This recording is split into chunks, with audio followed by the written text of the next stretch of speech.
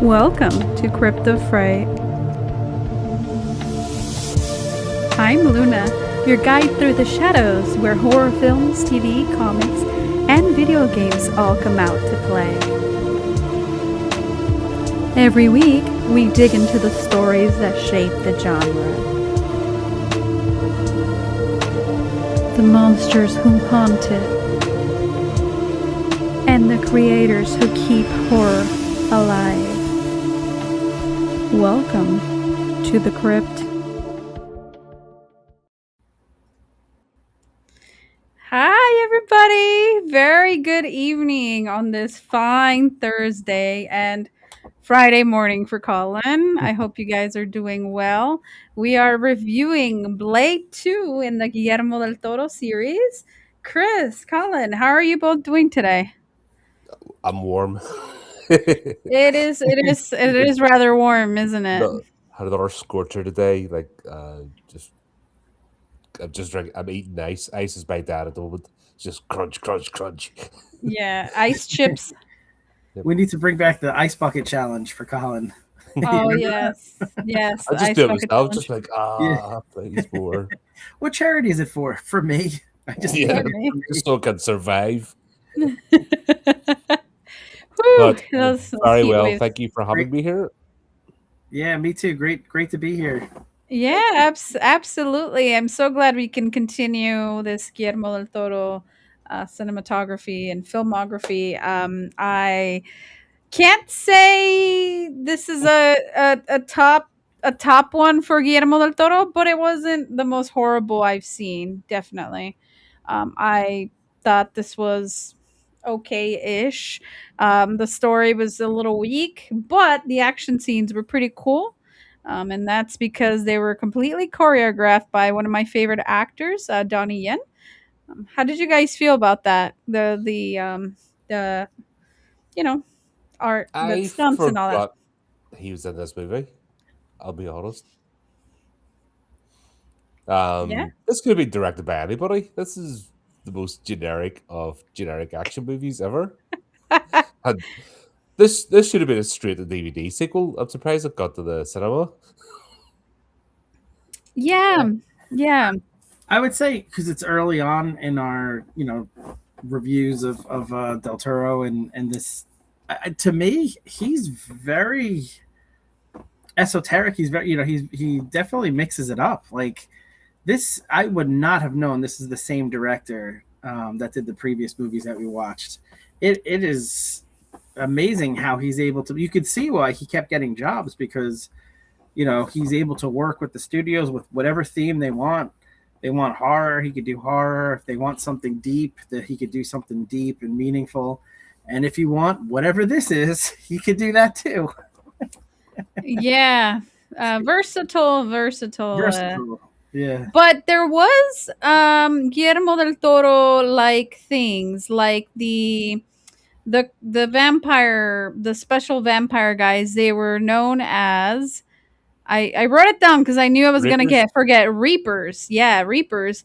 So the Reapers reminded me a lot of a very Guillermo del Toro monster, as well as there was angels. I don't know if you guys caught it, a glimpse where they were walking. There was like some angel statues, and I'm like, hey, he could have reused that from the one that we watched recently with the blood vampire. Oh, Yeah.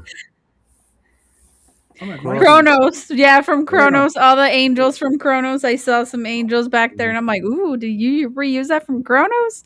That's pretty it's cool, man. You got to be you can see crafty. the Del Toro bits, but this is just all you're doing.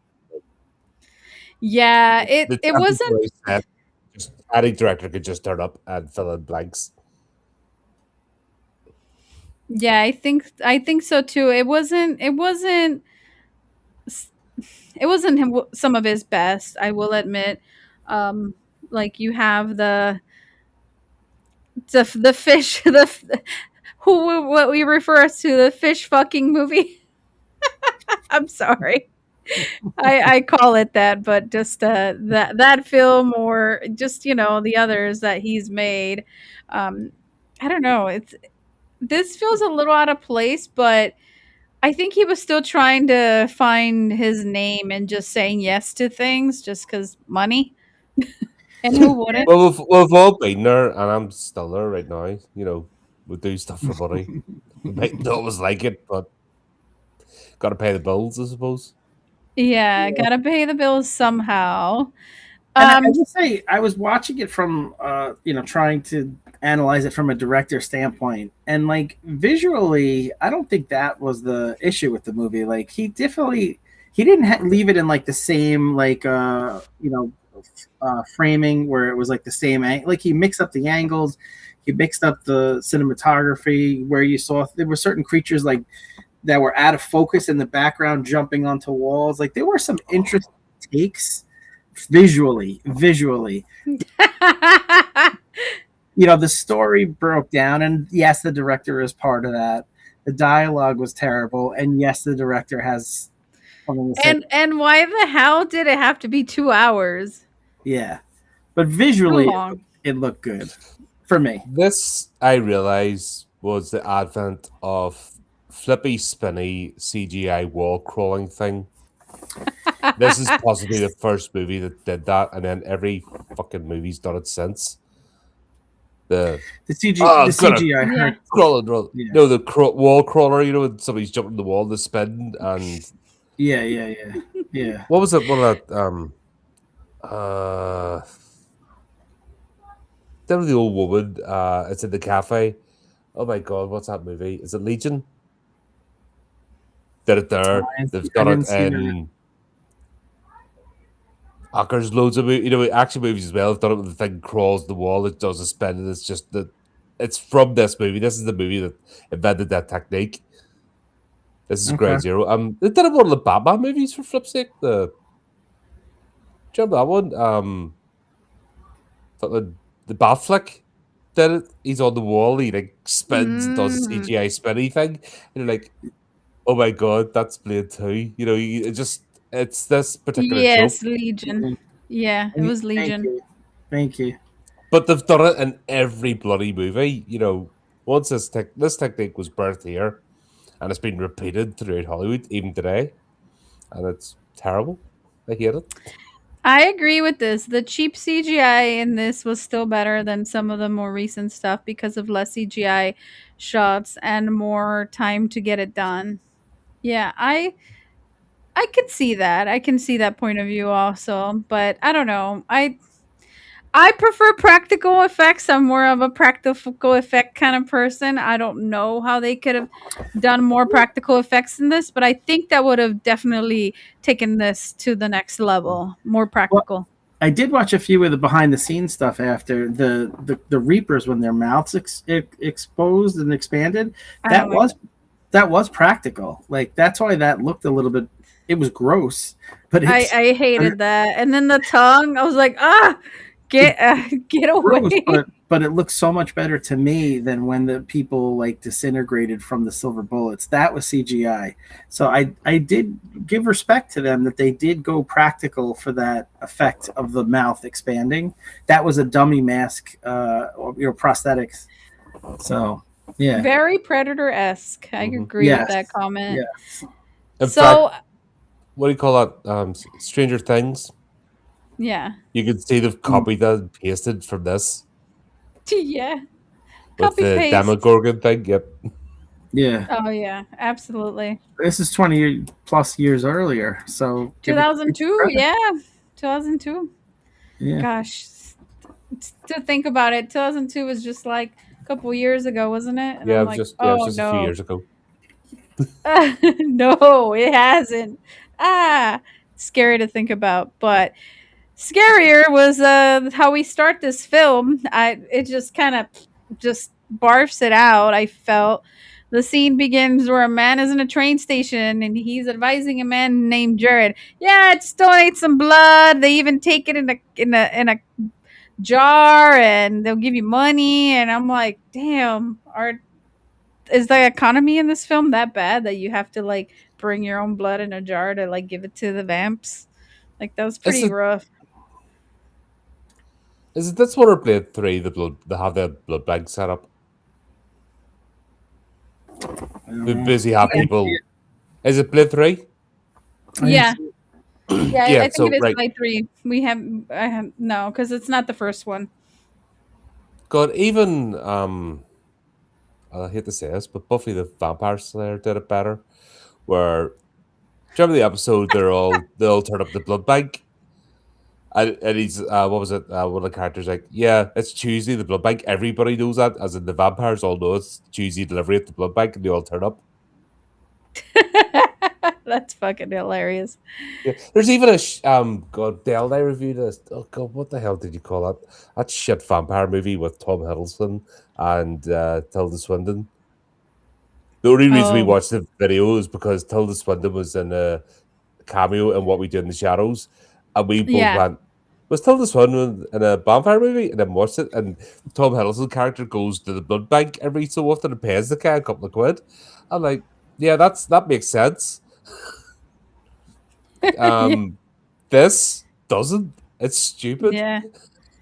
We have that here. We have that set up here in America. I don't know if they do it over in Britain, but if you don't have money, you can donate your plasma, and then they give you money at those centers, and you can donate. I think once a week or something. They give you It's like I don't voluntary know. over here. You don't get paid because Oh, you don't get paid? Yeah, you get paid here, no, it's and you all. can donate. I don't know how many times a week, but if you're desperate, I guess sell your body in that kind of way. So anyway, speaking of blood, we do find out that Jared, our guy that's been in the train station talking to the other men, has a rare phenotype blood work, and Jared is straight up a monster, but he hates vampires though. There's that scene where he's like, "I hate vampires," but he's a vampire himself. Spoiler Oh, alert. yeah.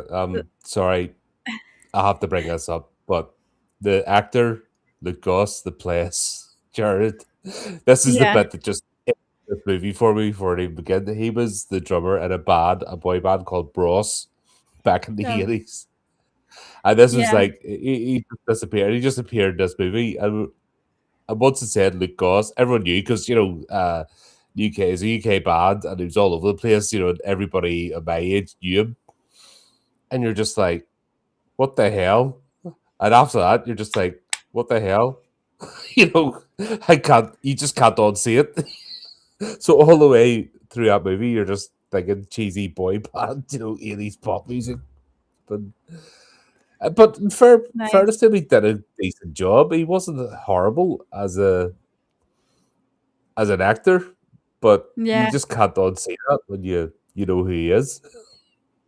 Yeah, it kind of tricks you up there because you're like, oh man, you can't unsee it. Definitely, I can see why you would have that reaction to him. So as soon as Jared we find out his blood type, he murders everybody at the blood bank, and then rolling the blade subtitle thing that they did, whatever. It was weird. I didn't like it too much, but oh, I wrote this because I didn't know the name of the character, Oh, and I was the guy with laughing the whole time. I called him male pattern baldness. I'm sorry because he had like the bald thing out here, but long hair in the back. I'm like, what the hell? you So I just thought, get the point. You just go for it. You have to just go for it. I'm just sorry, shave it but all off. just go. Just say goodbye. That's But tragic. then, but then I wondered, vampires have male pattern baldness? Like, I guess it depends when they died, right? Isn't it like frozen, like whatever? Because I but like, your DNA wouldn't change. You would stay the same age, I think, right? So, like, but when you become a vampire, it's whatever you are. So if you're like 83 years old, and that's when you get bitten, right? Because I played Yeah, mm, it's an old that. vampire in our What We Do in the Shadows role playing game we did. It was yeah, I played like an 86-year-old that just happened to get experimented on by a vampire at that age. So it was terrible because he was, he had bad eyesight and everything. So maybe that's what happened to this guy. That's when he got bitten. yeah, Well, it was brought I up during just, the first movie, remember Frost? Yeah. She said, "Oh, you got your scar before you returned." Yeah. So yeah, it's but who turns that? That has to be a joke. Who saw him Yeah. and went, "Yeah, I've turned you. You're gonna be right. I'm gonna sare you and make you a vampire." Yep. Yep. I rough. I'm telling you. But yeah, that's what I decided to name them in some of my notes. So just bear with me and let me have that one on that. But Blade is chasing these vampires through a warehouse. We still have no fucking idea what's going on. It feels like it just shoots you like a propeller or something, and you're just going in this warehouse. And we see, that vampire and Blade disintegrates bodies with silver bullets. Cool action scene, and then there's a motorcycle vampire gang for whatever fucking reason, and they have this scene where Blade grabs his red cape like a matador, and then the Mhm. motorcycles are circling around like a bullfight scene, and I'm like, okay, so Blade is the matador and the That motorcycle was people are the bulls. I'm like, what the fuck is happening here? that was Del Toro wanted to put a stamp on it, right? Add Yeah, a little flavor. a little bit of flavor. Yeah, I thought that was fucking bizarre, but whatever. I There's a lot this of is action that happens here just for the sake of having action. yeah. That's the annoying thing about this movie. These random action scenes just to get the fight, and you're like, it doesn't. It just happens. That's why I said it's a generic action movie because it's just dance. Let's throw dance in now. Yep. Yeah, there was fighting that it was actually counterintuitive to what the plot was supposed to do at that moment. For example, the two vampires that wanted to recruit Blade. Why did they break in and start fighting with him? Don't know. Or It later on when when That's they the turned on. worst. That's the worst yeah. fight scene because it doesn't make sense It doesn't for the make sense. plot. And why are they dressed like ninjas? Yeah.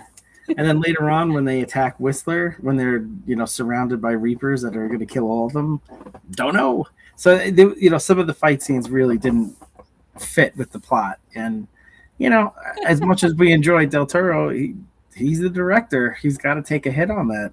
You know. That's true. Lost Boys had motorcycle riding vamps also. Yeah, maybe Del Toro was trying to go for that, but it did not work in this film. I'm No. sorry. Yeah. I really didn't like that. So our vampire that we see after they do that little shindig with the motorcycles, the vampire I called male pattern baldness. His name's Rush. He gets tortured, right?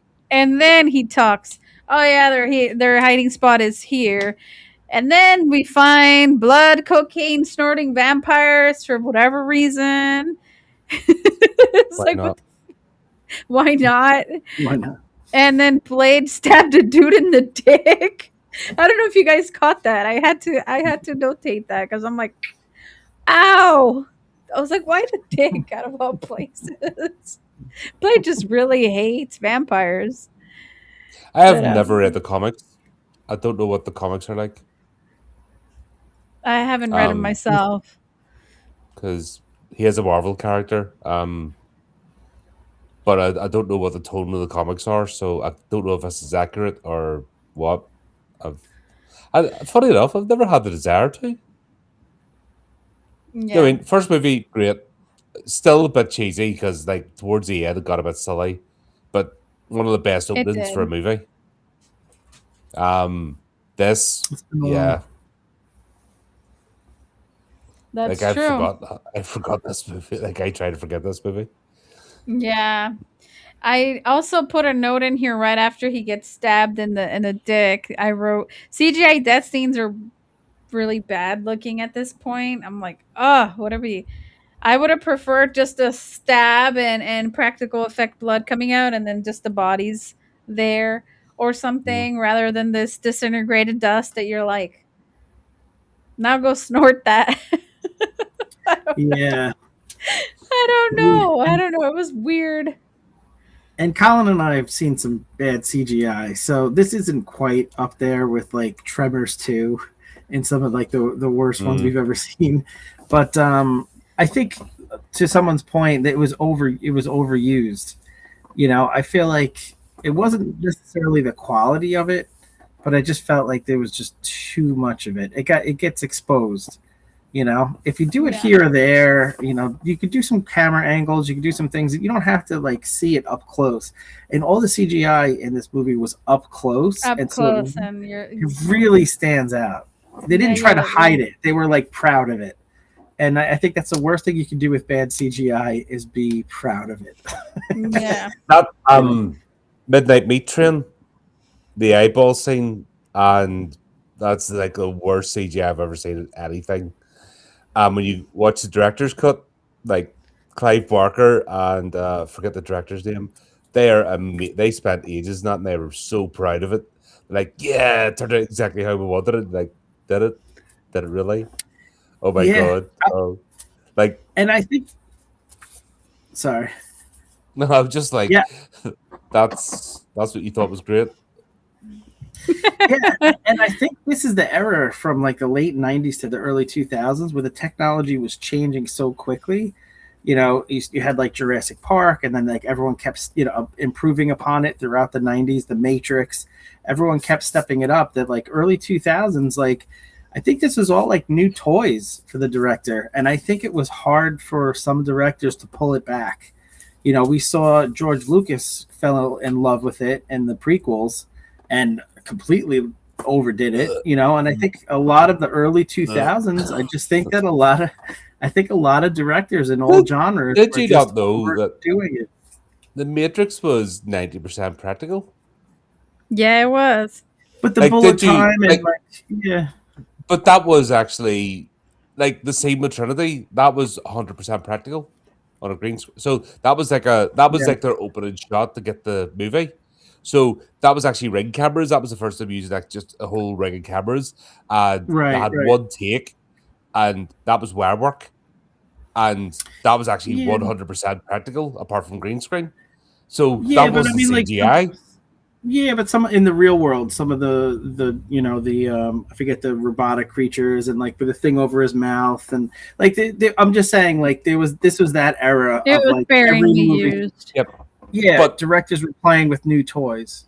yeah, I'm giving it credit where it's due because that's the thing. People think the Matrix is CGI. It's not. It's No. that stuff was actually camera angles and practical effects. They just did Mm, something different, and the yeah.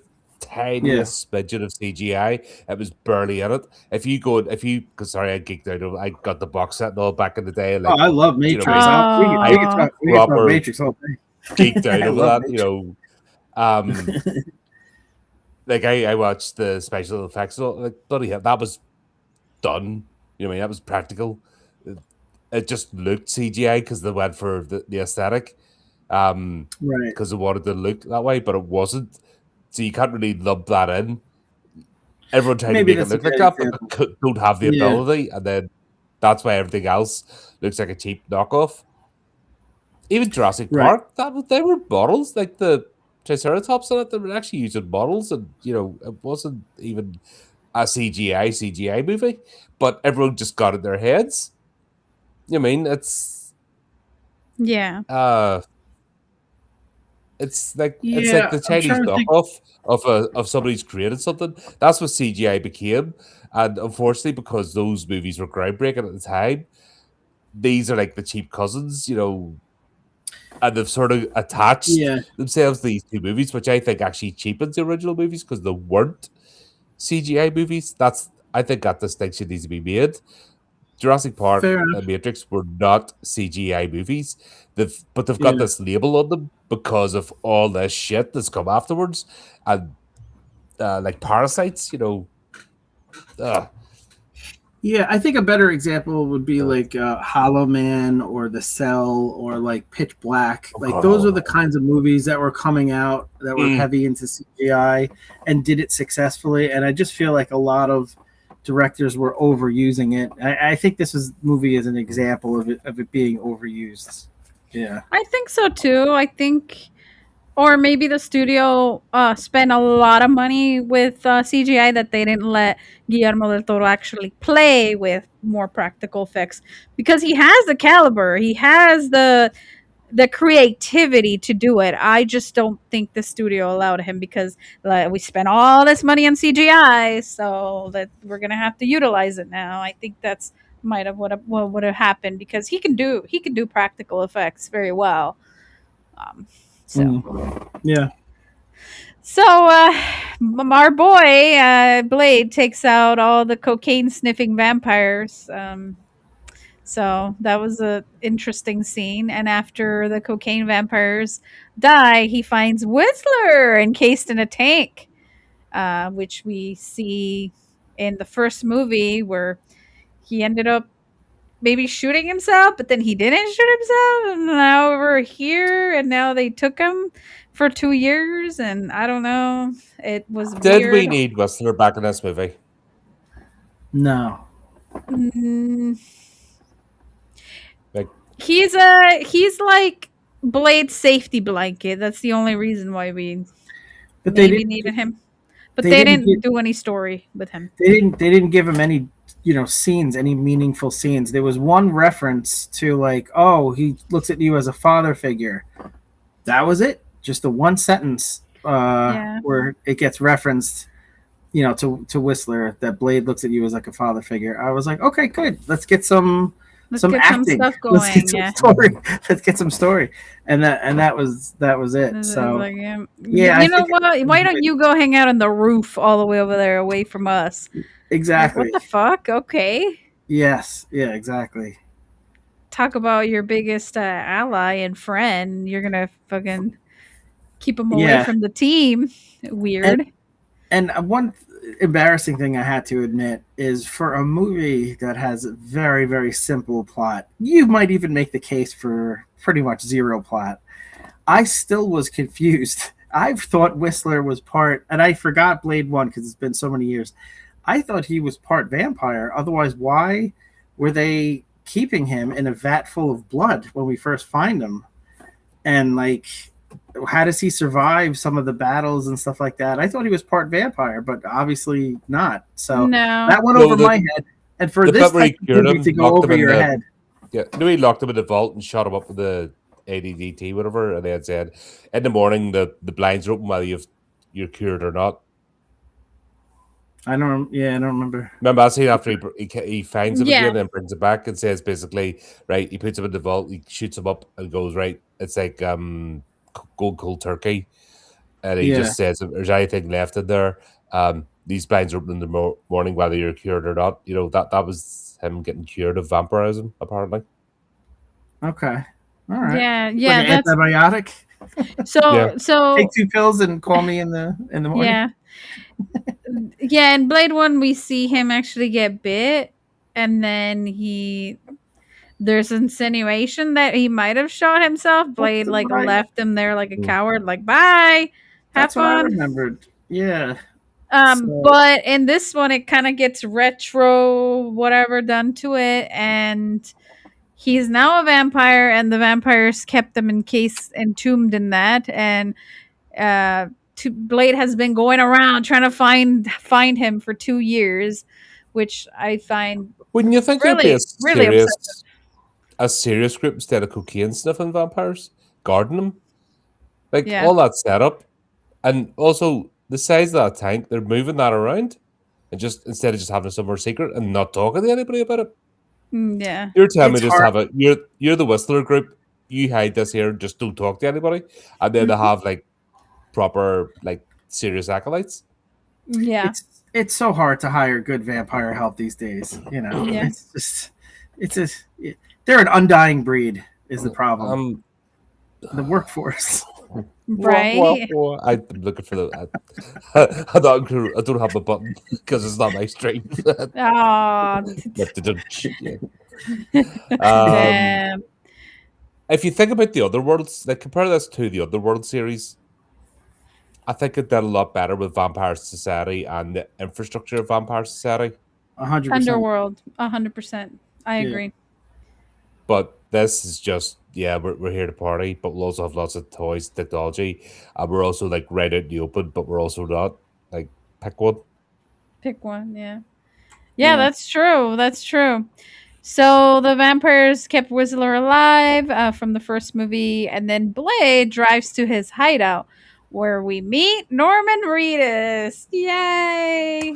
I I like forgot him. that was him. Yep, I forgot that was Yeah. him. Yep. Yep. And then Norman Reedus immediately, as soon as he shows up with Whistler, suggests killing Whistler, even though Blade's been trying to find him for 2 years, which I'm like, dude, he's not going to do that. Yeah. Just Just shut up. stop. I think it was just to create some antagonism between the old guy and the new guy. And the And the new new, guy, yeah. and the new sidekick. You're the old side. I was just like, come on, this is so copy and paste of every cheesy trope in a Hollywood movie. Like, it's just put that in there. It's so contrived. It's annoying. It Yeah. really is. But I liked his character a lot. I actually found him one of the highlights of the movie. The problem is when they, I hate to get ahead of, but when they do the heel turn, and he turns out to Oh be a yeah. bad guy all along. Don't get me wrong. I love a good twist where the good guy's been the That bad guy the wasn't a whole good time. twist. But this was not a good twist. And when you start to think back at all the decisions he made, none of it adds up if he's going to do that twist. Why would he be in the van putting himself at risk of getting killed by the Reapers? Why would he make those flash grenades? Why would he spend all the time helping? Those things are stupid. But I'm just saying, like, all of the decisions he made doesn't add up if he was actually on the other side the whole time, Just pretend that you didn't make it. Like no one said you have to make this awesome weaponry that's going to kill a ton of Reapers and help Blade almost win. If you're on the other side, We almost make the other team win. yeah.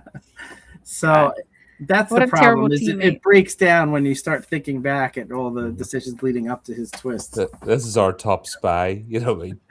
Really? Yeah. Yeah, that was not fun. That was not good.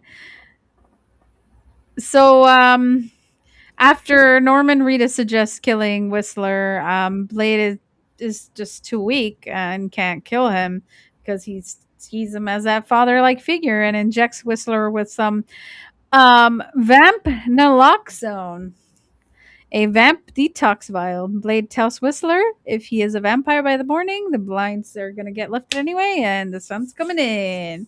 So vampire or not, yo ass gonna get that sunlight, basically. That was pretty brutal. So we hear that scene, and then it's kind of like a little bit of tension, just a little bit, and then we see Whistler wake up, and he's not a vampire, so we're good. We're good. Whistler was tortured the whole time he was with the vampires, apparently, and Josh Scott introduces himself to Whistler, which is Norman Reedus' character, and Josh and Whistler already immediately start fighting over the operation. Why are you here? Who are you? Why? It's like, just not Yeah. get the fuck off. You're not. Yeah, it was weird.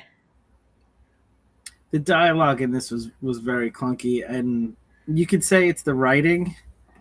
Yeah. But unfortunately, the director has a lot of say. He could have overridden a lot. I feel like the director always trumps the writer when it comes to this stuff.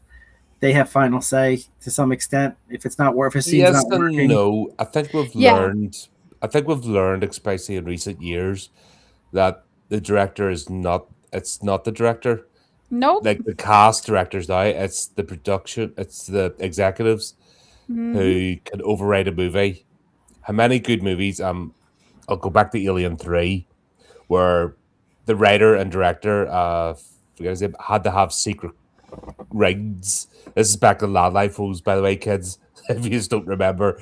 But they had to actually have a secret ring so that they'd only answer the phone to each other, and it wasn't executive for a studio because they were overwriting that, rewriting that like every day, the executive team. So we know that the big studios, the directors could be cast rather than hired. So they just want a name Yeah. and a face, but it doesn't mean it's actually the director's work. They just are, they're the ones that are the face of the studio, and they take the rap if it's terrible.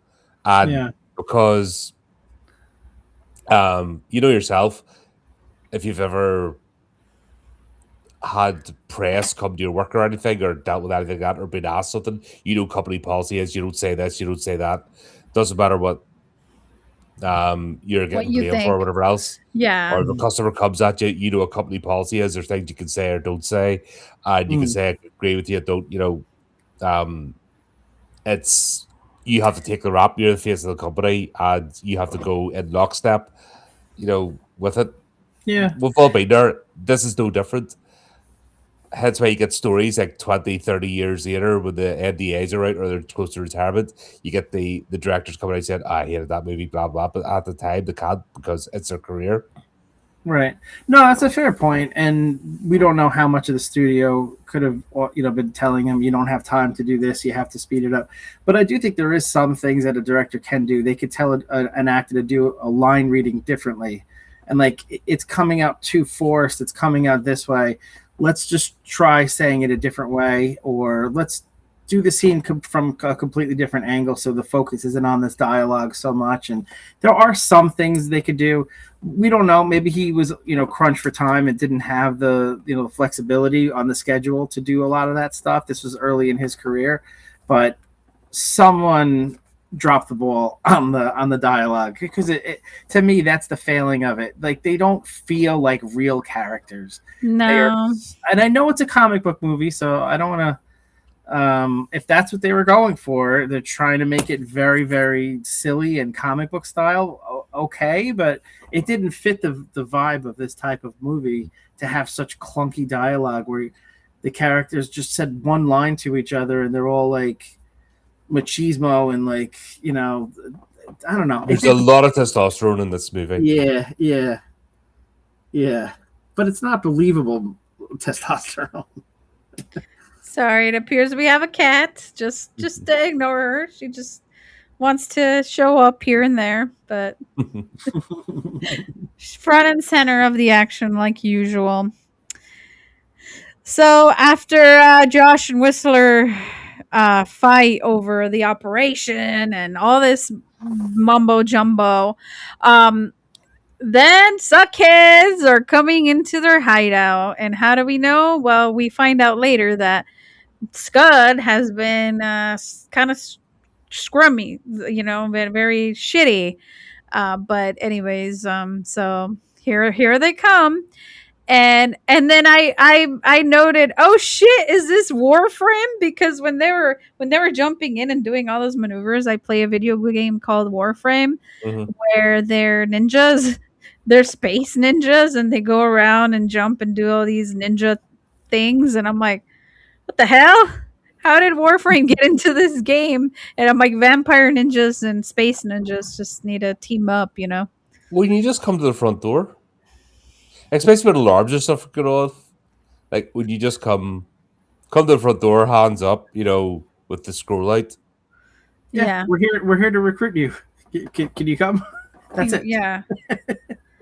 But gotta fight, gotta show him, because we've been trained to hunt this guy for like years. So Yeah. let's just pretend like we're actually gonna hunt him, but we are actually hunting him, but we're not gonna let him know that we are hunting him. Yeah. But I don't fucking know. But let's like make him not trust us for a brief second so he can trust us, but he shouldn't Right. really be trusting us. Right. That was so bizarre to me. That was so fucking weird. 100%. And the sad thing is that on from a surface level, if you tell me we're going to make a movie where Blade has to ally with a group of vampire, all with different personalities and stuff like that, and they have to work together against a vampire variant, mutant variant, which is taking them to another level, like it all sounds like really cool. And like the makings of a good movie, like I could absolutely see why this was greenlit as a story. It's just, it's a shame, kind of how it played out, Like the because team doesn't even operate together without Blade being involved. Like this is Yeah. no crack commando unit. yeah, yeah. but a vampire hunting team of vampires is a cool concept. You know, it's a Yeah. shame. It's a shame how it was executed, I guess. Yeah, cool, but not done right. So we I see, refer again to Underworld. yeah, Yeah. Underworld. Also, Van Helsing was pretty good. I liked Van Helsing as well. The Hugh Jackman one. Yeah, Hmm. that one was good too. I That's a enjoyed it. decent. That movie gets a lot of flack for some reason, but that did That exactly I what it don't meant to on know. the tin. Yeah, I don't know why it gets so much hate. It's fine. It's a perfectly good story, good acting. Nudge and Yeah, wink to the Universal Monsters, the original. So yeah. yeah, Why not? Why not keep it in there? But we do see that these vampires are pretty stylish. They walk in with those Oakley shades, and what I will say, the sound on this is really good because when they're having that action scene, I can tell that there's, even though they have the ninja suits, I can tell one is a female and one is a male because of the grunts. You can Mhm. hear the grunts. Eh, eh. And then the dude, oh. I'm like, okay, so there's one male ninja and one female ninja. Cool. Got it. And then once the fight scene kind of concludes or whatever, we find out that it's Assad and Nissa who have come to offer Blade a vampire truce from the Vampire Council. Once Okay. again, another throwback is what you see it, you can't unsee it. The Vampire The Council. guy, no, the guy that plays Zod is Danny John Jules, who plays the cat out of Red Dwarf. Yes. If you just go look up clips to see cat comes in, he's all basically the story is in Red Dwarf that it's a mining vessel and uh Lister, the main character, gets put in cryo for like a million years, and he gets woken up because like he ends up being the only person. There's only him and a cat that got sneaked aboard, and it turns out that the cat mutated over millions of years, like evolved and became the cat. Hmm. That's Danny John Jules' character, but yeah, that uh, first like 8, 9 series out there is hilarious. Some of great comedy. But yeah, once you see him, and he's got exactly the same fangs as his cat character as a vampire, and you're just like, what the hell? Oh, God. That is true. Yeah, you just can't unsee it. It's just yeah, it's bad. Yeah, exactly. So we see this shit talking Blade, and she says she's disappointed in him. Um, and then what really captivated me is, and I went, holy shit, I want to join the Vampire Nation and join because that architecture when they were going and once Blade accepted and went with them and all that. Whoo! When we meet the evil overlord vampire, with the cape and all that. Holy shit! The throne, the angel, just everything was so beautiful and gothic, and I'm like, can that just be my house? You don't have to turn into a vampire to be there. You just have to be a lawyer. Oh We found out. yeah, we found out. Mhm.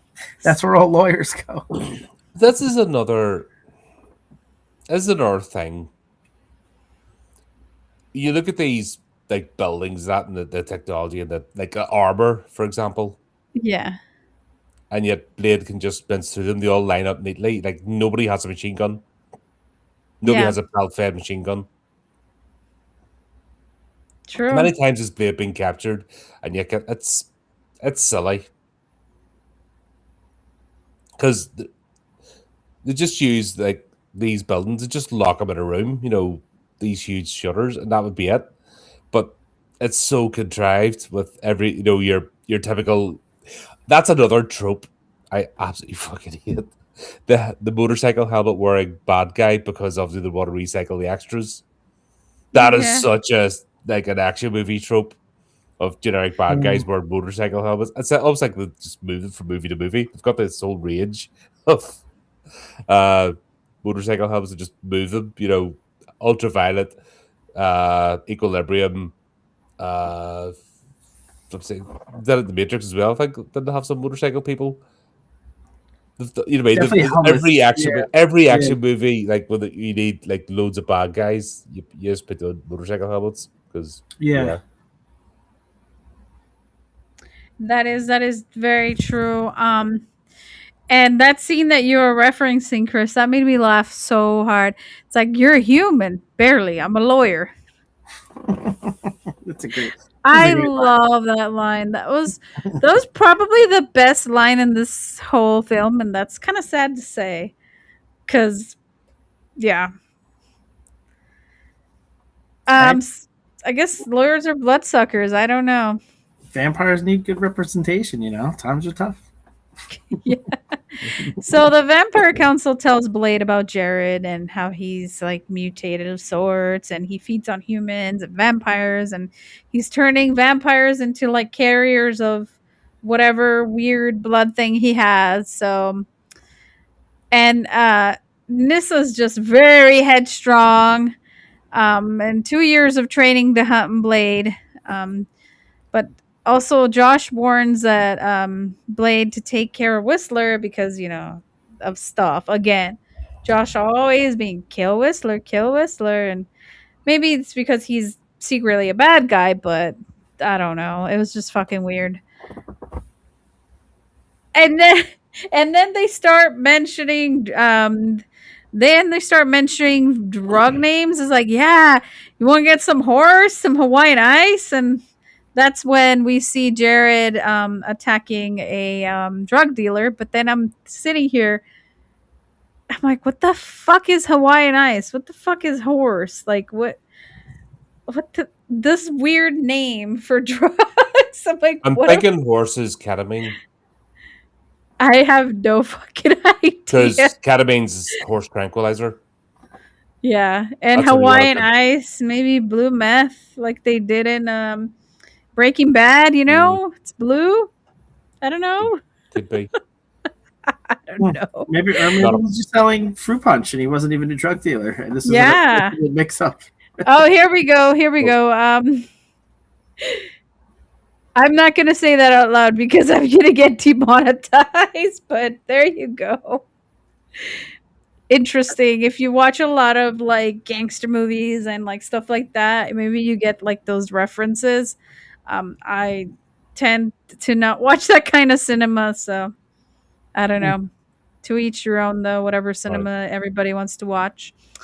But we see Jared attack that random drug dealer, and then just like we actually get to see attacking more, and that's I don't know. I think Jared's attack scenes are pretty cool. Would you guys agree, or you don't like them? No, I think Jared was a wasted character, and also Mhm. the bit where him and Blade, like, they just made them fight for the sake of making them fight. Like, there was a chance of like being a good story here and a bit of like a tragic. Like Del Toro could have really taken this, and you could tell he was trying, but he's being overwritten by this generic Hollywood movie. Yeah, Um, he likes to make his villain sympathetic, and he wants to make a whole story. You could see he's trying to do that, but it's just like, nope, get back on track. Flip They, that burger. I don't care what you learned in your Michelin star restaurant. Flip that burger. That's what you're here for.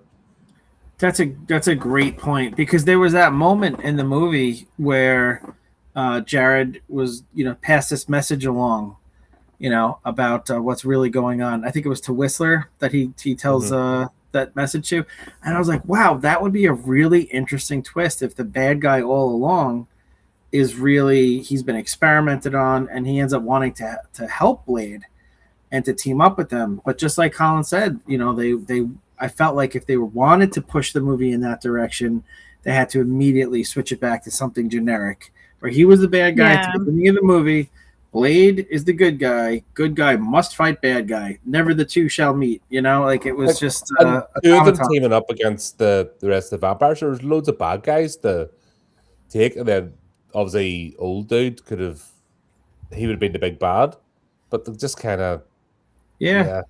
Yeah, he would have they if they made Whistler the bad guy and it's like because they transitioned him and now he's like evil vampire but trying to pretend like he's old Whistler, I think that would have worked better. Mm-hmm. you could have done the final, not Final Destination. What's the other the video game movie we saw where the Raccoon City? Oh my gosh, jeez, Resident Evil? Resident Evil. Resident Evil. Jeez, why am I blanking on that? They could have We done the already, Resident. we've already spent like a year on that franchise. Come on. Oh my god. Yeah, you forgot already, Chris? Wow.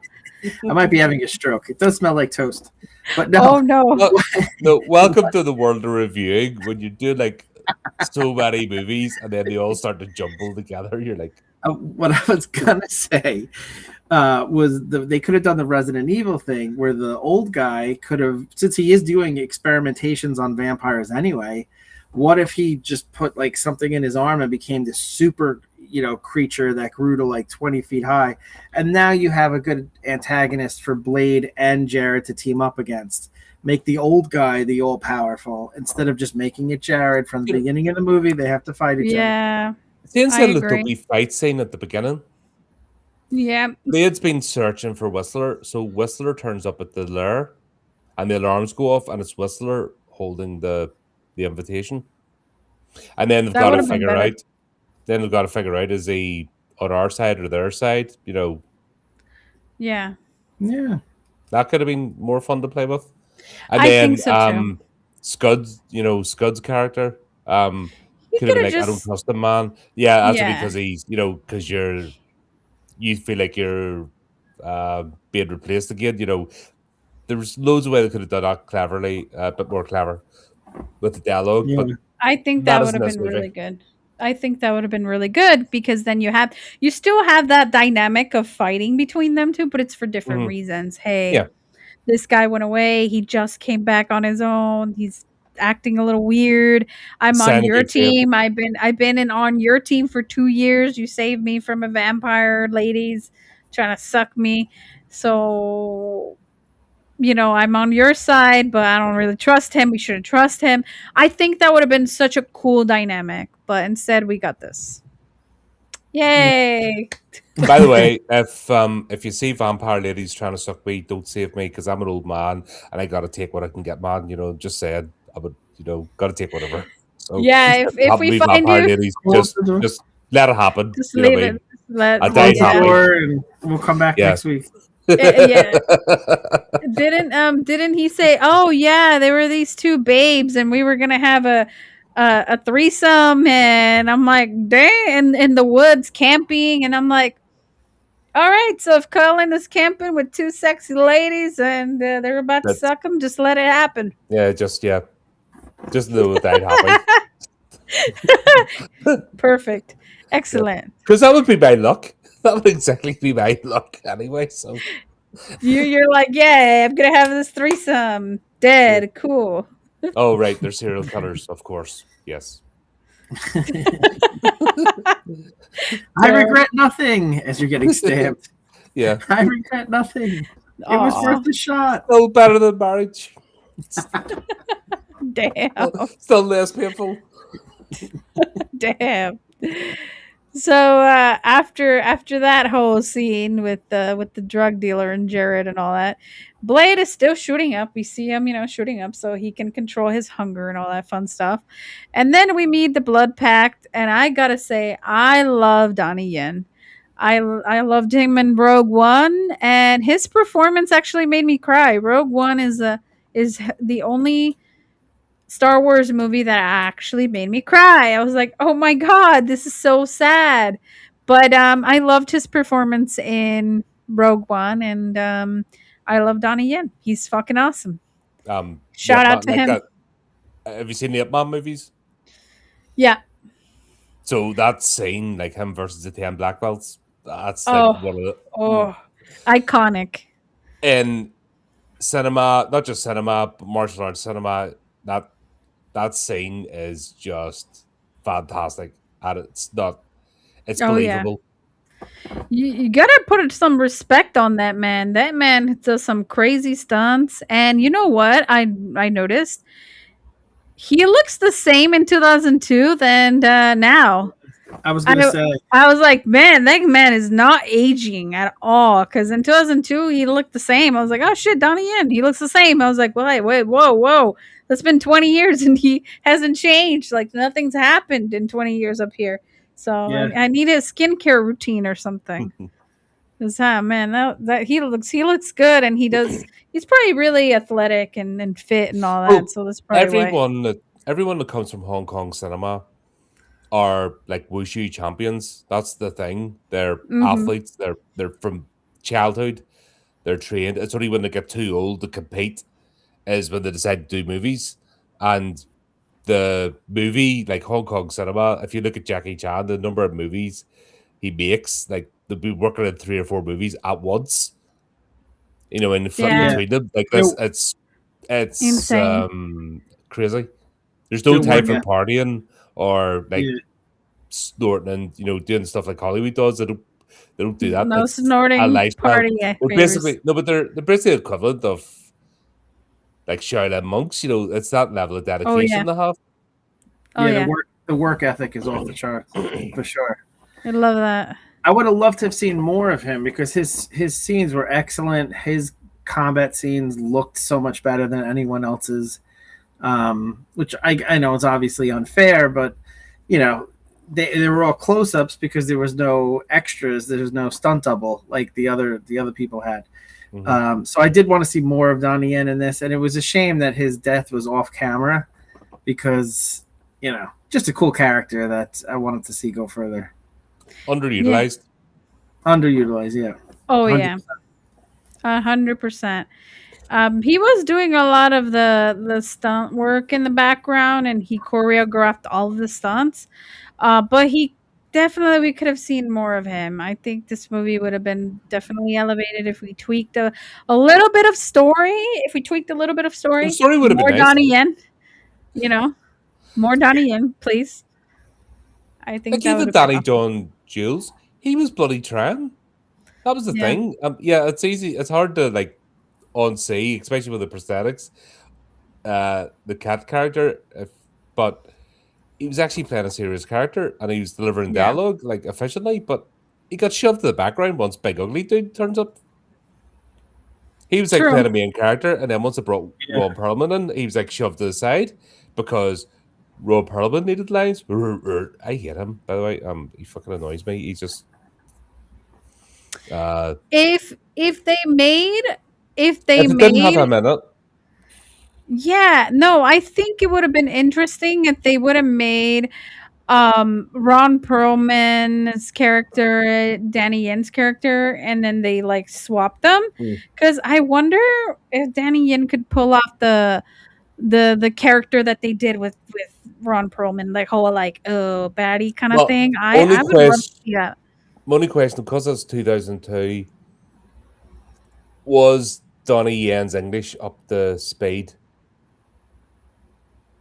That's the don't know. only thing. As maybe why he didn't have dialogue is uh His English. because of his English, which yeah. I'm not. That's not a slight or any sort of Yeah. thing. Like if you think Jet Li's first appearance in Lethal Weapon 3, he barely spoke Sounds right. English because he literally barely spoke English.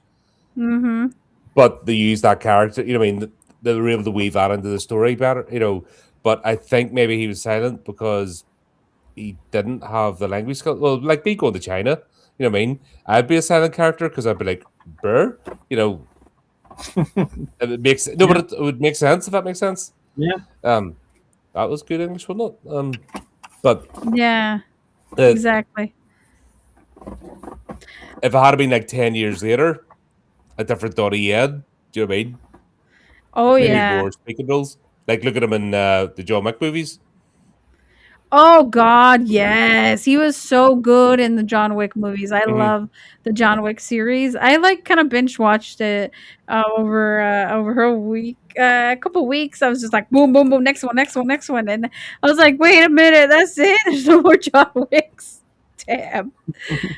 But yeah, it's just it is what it is. But they go to after we learn of the blood pack. They go to a house of pain, and Blade is very pissed off by Reinhard, Colin's favorite, and then straps a device to the back of his head that will go off if Blade clicks a button, like kind of like putting a dog in with the shock collar, but except the shock collar that's gonna kill you if you don't pipe down.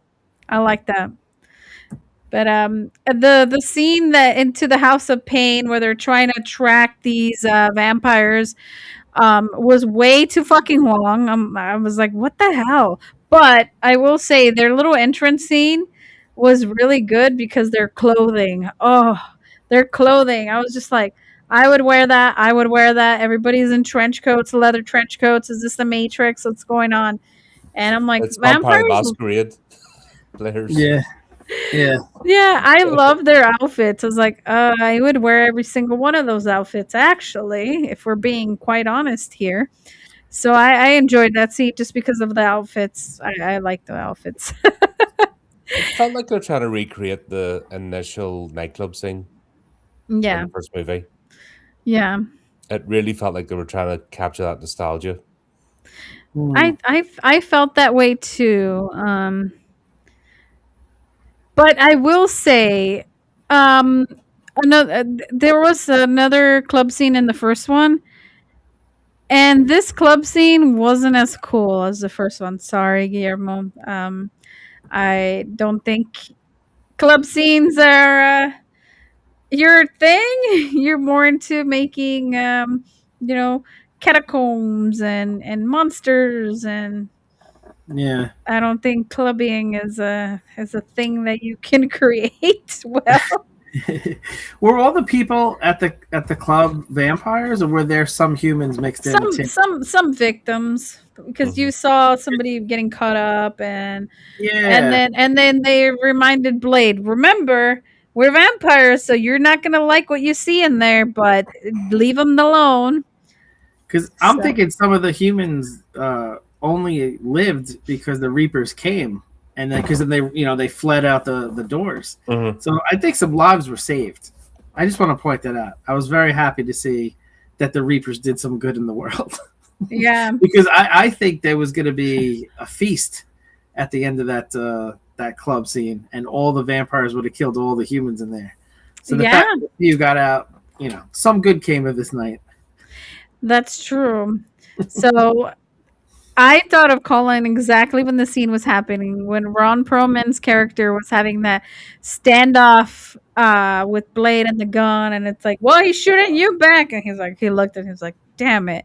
And that at that point, that music that was playing during that scene, whew, that was so good. That was so good. I actually looked it up, and I'm like, hey, I really like this song. It's a cool song. So that's like a cool scene that I enjoyed just because of the music was good and the whole gun standoff. Hmm. And the Reapers happen to be under their fucking dance floor somehow. And Reapers smell Blade because if you remember, they're Like like Daywalker. they're like Daywalker, and I'm like, what does Blade smell like that they just like, ooh, Daywalker? I'm like, It's does he have a jupe. scent It or smells like jupe. the The the, pheromones the or something? cologne jupe. I'm guessing that's how I picture it. But Oh here's the no. thing: these Reapers have just been turned. We've found this out. This isn't an army that's been built up over time by Jared. He's just turning random, and they're Random almost people. animalistic. So, yeah, why would they even know what a Daywalker was? And why would they even care? Yeah, Hmm. They because want to eat all Blade, vampires. Blade hasn't hunted them. Yeah.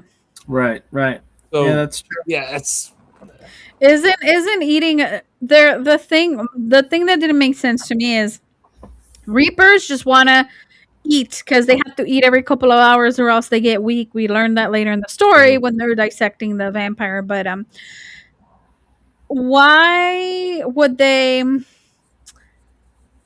Why would they care if this is a pure blood, if this vampire was turned later, if they're a daywalker, if they're a vampire is a vampire. It's Mhm. gonna probably taste the same. So just fucking eat it and who Yeah. cares if they're pure blood or not pure blood or whatever. Just fucking eat It's it. for the audience. This is an example of this is all exposition for the audience, and it Yeah. annoys me. Like every time you Yeah. try to like relax and just enjoy this movie, somebody speaks and then ruins it. Yeah. Yeah. Like Yeah. You know see, what I mean? they sniff and then daywalker and I'm like, okay, we know Blade's there and apparently you can sniff him out. But makes no sense. It doesn't change anything. Why? Why? You're still gonna eat him anyways, and you're gonna eat the other vampires anyway. So why the fuck does it matter? It's not like Mm, there's a big exposition. We must hunt Blade because that's what we were trained to do. Now they're not trained to do shit. no, Yeah. they're just bioweapons. Yep. So Scud got God, this scene. I fucking love this scene. Scud got donuts FedEx to him. They're Krispy Kreme and product placement. And I went into this whole that's why the movie probably took a while because I went into this whole rabbit hole about product placement with Raven. I was like, so does the company pay the movie or does the movie pay the company? And it was like a whole big thing. So Mm. we are just kind of debating that It's and product advertising, placement. yes. I kind of want to hear the answer to that. That And is then in some movies, like there's a Pepsi, they use a Pepsi, they like turned over the Pepsi, and that's what the character drank, Mm. and they just show the label, and it's like it's Pepsi because they have the label, and I just thought it was hilarious. Yeah, and Raven said it depends, it depends on the contract, is what we Mm. determined. But Krispy Kreme donuts are fucking delicious. And Colin, I don't know if you've had one, but you should I have don't one think next time so. you're in the States.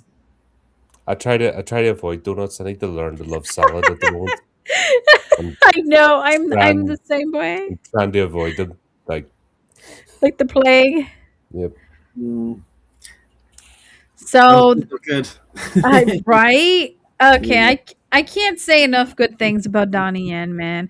He just has aura in this movie. Holy shit, his all his fight scenes, I'm like, wow. Just like he's the only light at the end of the tunnel in this film. Let's be real.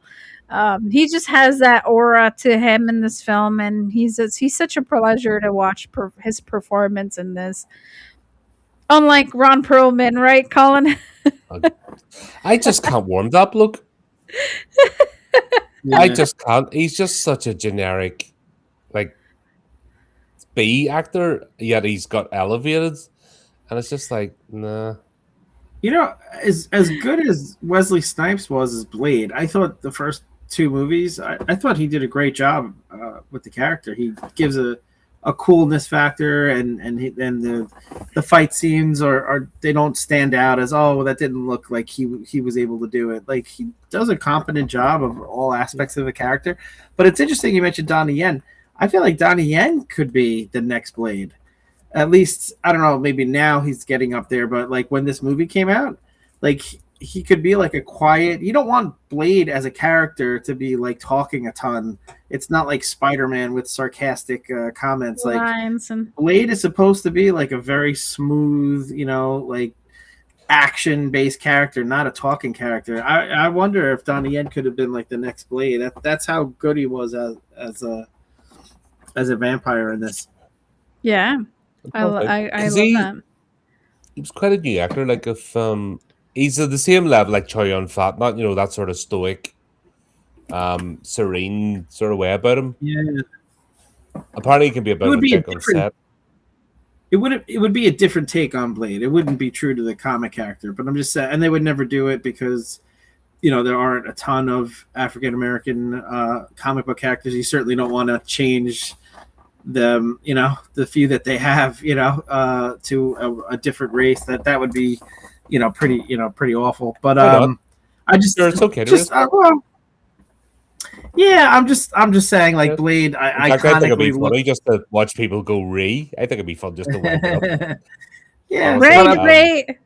Colin yeah, loves rage bait. no, I just but I'm just saying he's got. hate hypocrisy. So you don't Yeah, say you don't sit and race swap every. Sorry, I don't want to bring us. yeah, yeah. Sorry, that sorry, Lynn, it's your channel, but No, you're you don't say you fine. can't do that. Well, you do it for other people. It's either one rule for all or for none. Do you know what I mean? Yeah. Yeah, So but I don't agree with that statement. It's like if you're going to race swap, do it. Because you do it with other characters, so it should be one rule that yeah, but I do think if there's there's a not. problem, not have enough characters, write more characters. Right, right, right. But I'm This is saying the like problem. it's Nobody creativity has stopped, and everyone's fucking recycling, and I hate it. Yeah. yeah, Like but there's a bigger issue here. I think You're telling nobody can write new characters these days. no, my point was that Wesley Snipes fit the comic book character perfectly. There's no reason to swap him out. I'm just saying that Donnie Chen, because he has Donnie Yen, I'm sorry, has aura, is stoic. Would Yes. he would be a cool vampire hunter? Maybe not Blade. Maybe I misspoke, but I'm just saying like another vampire hunter, maybe someone that could help Blade. I just wanted to see more of him, and I think it would be a cool take on that type of character. I don't think Wesley I Snipes agree. did a bad Donnie Yen job. doesn't have that massive a back catalogue. Who? I'm sorry? Still a relatively. Donnie Yen does not have that massive back catalogue. Funny enough, No. that's what I'm doing while we're talking here. Just go through his back Yeah, catalogue to see what I recognize because he really just came on the scene, and how even his Hong Kong stuff doesn't. He's not a massive. He doesn't have loads and loads. He doesn't have the same. Nobody has Jackie Chan. Jackie Chan's just insane. But I'm trying to compare the likes of Chow Yun Fat, who has a massive back catalogue. There's movies I remember from back in the day. Yeah. It's only really recent movies that, like John Wick, only really. I'm trying to think what else. Where did the Man series? Sorry, it was the Man series that brought Donnie Yeah, to my Mad series. attention. Yep. Um, he was in Highlander Endgame, which I don't remember him in. He must be one of the Background actors or something. what do you call it? Yeah, it's background. Yeah, I'm thinking maybe that scene where McLeod's like taking on about 6 or 7. He must have been in that one. Mm-hmm. But no, he doesn't have that massive. Yeah, Filmography. Yeah. I only got to know him through Man. That's where he came under my radar. But Yeah. apart from that, yeah, he doesn't even now. He doesn't do a lot of stuff. Yeah. Maybe he picks and He's not as chooses. prolific this might have as been one of his first I American grew up in roles. Hong Kong cinema. If I wasn't doing a horror channel, I'd be doing a Hong Kong cinema channel. Yeah. If that makes sense. Nice. Like, I was a nerd back in Oh. the ghost story. Like I need to look him up again. Is that Jackie Chan? The ghost story series. Like there's about 3 or 4 of them. Not Uh, sure. Hong Not Kong. familiar Yeah, with that go. one. This horror with wire work is interesting. Nice. Nice. Marvel did have a good next Blade. Unfortunately, the movie fell apart. I know. I was very sad to. who was the actor that they were going to use for that? Or I was it? don't remember. I don't. Either they hadn't picked one yet, or they were about to, and then they're like, "By the way, we're not doing Blade anymore." And you're like, Okay. "Oh, They kept recasting yeah." and recasting directors. It was a mess. Oh yeah, this person, Marshall Okay. Ali. Yes, that's right. I remember reading about that. That actually would have been a good casting, I think. But I like Wesley Snipes. I don't think he was the issue in this movie at all. I I thought he think did it a was good just the job with what he was writing. given. Yeah. What did He you guys did. think of He him? did what he had to with the script. Um, we could have seen more, like I said, with the story, but it was what it was. Some cool fight scenes. And the fight scene that we see at the club, where between the Reapers and the Bloodpack, is a little messy. It's kind of all over the place. And then Reapers, we do see them have green blood, but that was weird. But I don't know. I Mhm. think personally, if if we had a little bit slightly different story, I would have liked it a lot more. But it was okay. It was okay. It wasn't the worst movie I've seen. That title still goes to Rubber, and I still haven't finished that. But yeah, Mm. Yeah, it just feels like pauses between action scenes. That's what this movie just feels like. yeah, Yeah, We need some action. Okay. and the, Oh yeah, we'll have to pause the action for a bit for set length of time. exposition. Have Yeah, have actors say something. Yeah. Just have words spoken. yeah, yeah. And the act. Don't get me wrong. The action scenes were good for the most part. But that's really all there was. Yeah. yeah. It's like my diet lately. It's all sugar and carbs and nothing substantive inside of it. So that's what it was. Yeah, yeah. It's weird. But another weird thing is the Reapers don't mind having their genitals ripped open because one of them got stabbed by a katana right there, and it just ripped. It just crawled up the wall and it tore that up, and I'm like, "Ow!" I don't Hmm. Reapers the Reapers were, like, horrible, like, green blood just getting shredded up, and then they had the predator, like, mouth and the tongue, and it was pretty grotesque, but I thought it was cool, like, a cool vampire mutation that looked really scary.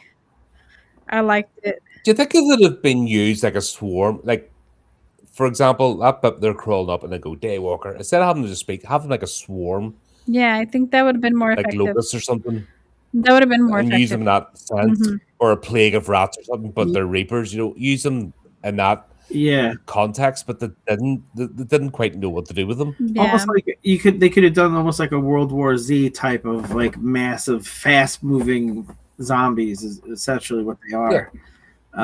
That would have been cool. We saw a little. they're almost released. Yeah, we saw a little bit of that in the sewers where they did swarm a little bit, but it was always them going off camera and never catching their target. And That's like, true. it wasn't very satisfying. I didn't. The only time I really felt any kind of fear as a movie viewer was when what's his name was in the van and they were coming at him because he's not a vampire. Scud. Scud. That was good, yeah. Um, that actually, I was like, because I felt like what I would do in his position, and yeah, go inside and close the door. That's exactly what he did. But that was cool. But outside of that, I felt like they could have made it more threatening, and like Colin said, as a horde, as a fast-moving zombie horde. That would have been cool. That would have Never been thought I'd cool say to that sentence. Yeah, no, that would have Zombie been horde. a cool characteristic to give these Reaper vampires just that more if you're gonna make them be very animalistic, very have those characteristics to them, just have them act more like that. Less talking, less making sense, and more animalistic rage. Like give it Mm. to us. That's what we want. So what I found interesting was the unnecessary scene of the vampires leaving. They're like, "Well, we gotta go because the daylight's coming and we can't be here." So the blade was left alone to fight the fucking reapers, and we have that useless scene that didn't do anything, but except it was a little, maybe 4 more minutes of action, which this movie is already too fucking long. And magically, after Blade does ends the fight, the vampires magically show up again and to kill off their friend because their friend Was got that not the point of the rubber suits? yeah. Was that not the point of like having the rubber suits? The flex on it, which was that the whole point of demonstrating the ninjas in the first place that they were geared up to operate in daylight. Yeah, exactly. But of course, the actors have to show their faces, so they can't put the masks on apart from the first reveal. Right. So therefore, they can't be protected because Hollywood rules. Their agents, my star here has to show his face in case people forget who they are, and you're just like, yeah, well, fucking hell, Yeah. what the hell? That's a great point. You see that a Like, lot in sci-fi where the astronauts and like their masks are like fully enclosed circles, so you could see every aspect of them. And it's like, I don't know if we really want the entire mask to be made of glass, you know, if we're out in space. Like maybe like the front part so you can see a little bit. And let's get some Like the protection on the visors. front. Yeah, just the Yeah, visor yeah, part. yeah, I know. It Mhm. was I didn't like that. I was like, "Why? yeah. Why the fuck Also, whatever." Blade One. Let's go back to like the first Blade. Like it was only one movie ago. Frost, when they executed the council, brought them out to the beach. They all had the motorcycle helmets to pull the Mhm. so that they have the ability to be out in the sun. Mm. Yeah. For a limited time anyway. So if they're still in the sewers at its daytime, they could still do it. It was once again stupid dialogue. Just takes you Yeah. the minute you start to settle down and go along this, somebody speaks or a line of dialogue, it just brings you right back out. You're just like, oh, for fuck's sake, why? Yeah. So But this was all set up so Blade could meet the fucking hero climb. It, Jared, so he could meet Jared without the rest of the Bloodpack being there. That was the whole setup for that. Right. and that was not good, but whatever. So, Is the enemy my enemy, not my friend? uh, Why are we fighting? Oh, because the script says so. Let's do it. And you're just like, oh, for for Yeah. fuck's sake. Yeah. I'm banging my head. I'm just going poof, poof, at this point. I'm like, Yeah. If you take out some of those shitty voice lines, you just end up with a mediocre film that has good choreography at least. mm, Great. That's a great point. I wonder if you put this film on mute and just watched it, it'd probably be a better experience. must be shiny lights. Yeah, Yeah. it's a popcorn flick. Yeah. Yeah. And then you can fill in the blanks of what actual dialogue should be. Yeah. With better dialogue in your own head. Yeah. You win, yeah. So we come to find out from Nissa who that the Reapers need to feed every hours or else they die off. And I'm like, and I'm thinking, oh, like me, I need to eat every couple hours. I just wanted to throw that joke in there. But Blade insults Scud by calling him a sissy before he bullies him into helping opening the mouth. I don't care. If I was in his situation, I'd been like, you know what? Call me a sissy all you want. I'm not opening that mouth. That mouth is nasty. Yeah. But he gets him to do it anyways, and it's an unnecessary gear up scene, and yeah, I did look in the mouth and all that. It's very unnecessary, and we don't really care. And yeah, I did like the aspect of them trying to study these creatures and look for weaknesses, especially as it pertains to vampires, because we already know they're impervious to a lot of different things. So I thought that was cool. Like they're all right. They're silver doesn't work on them, or you have to stab them right here. Like I thought that was actually an interesting thing. Like a lot of movies, especially movies like this, you would think would waste any time on that. They clearly haven't wasted time on anything else dialogue related or story related. So the fact that they took a moment or two to examine, like they're trying to figure out how to defeat the enemy, I actually thought that was a good scene. You know, hmm, so just trying nice. to find some positive aspects. Some Yeah, positive, yeah. No, yeah. I didn't like the fact that Lighthammer had turned and killed Donnie Yen's character. I'm like, oh, come on. We could have at least kept them alive till the very end.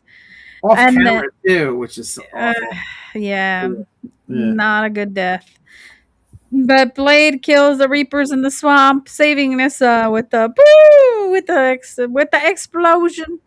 Those effects weren't great. But the Reapers are But definitely in Guillermo del Toro's style. So but also that bomb doesn't make sense. it doesn't, and it's too powerful for what it is.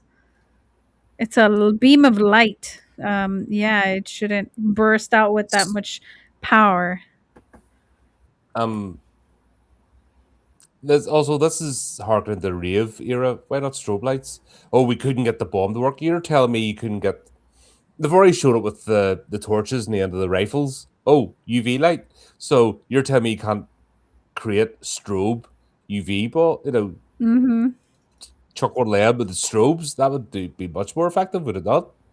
Pulsing, you know. Yeah, or just like a giant disco ball.